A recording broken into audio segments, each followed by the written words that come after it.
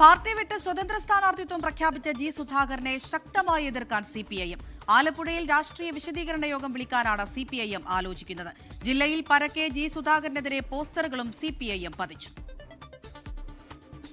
വർഗവഞ്ചകന് മാപ്പില്ല, വോട്ടില്ല. Party വിട്ട് സ്വതന്ത്ര സ്ഥാനാർത്ഥിത്വം പ്രഖ്യാപിച്ച ജി സുധാകരനെതിരെ നാടുനീളെ സിപിഐഎം പോസ്റ്ററുകൾ പതിച്ചു.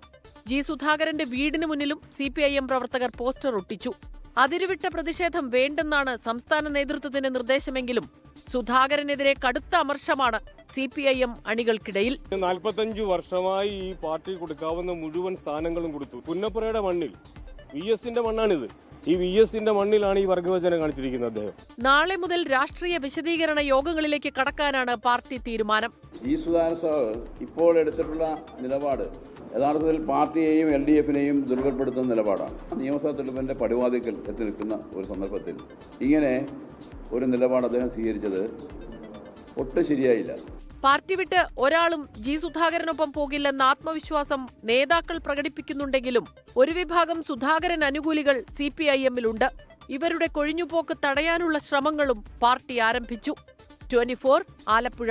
ലോകത്തെവിടെയായാലും ഏത് സമയത്തും 24 വാർത്തകളും ഓഗ്മെന്റഡ് റിയാലിറ്റി പാക്കേജുകളും എക്സ്പ്ലെയിനറുകളും വിശദമായി കാണാൻ ഞങ്ങളുടെ യൂട്യൂബ് ചാനൽ നിങ്ങൾക്ക് സബ്സ്ക്രൈബ് ചെയ്യാം.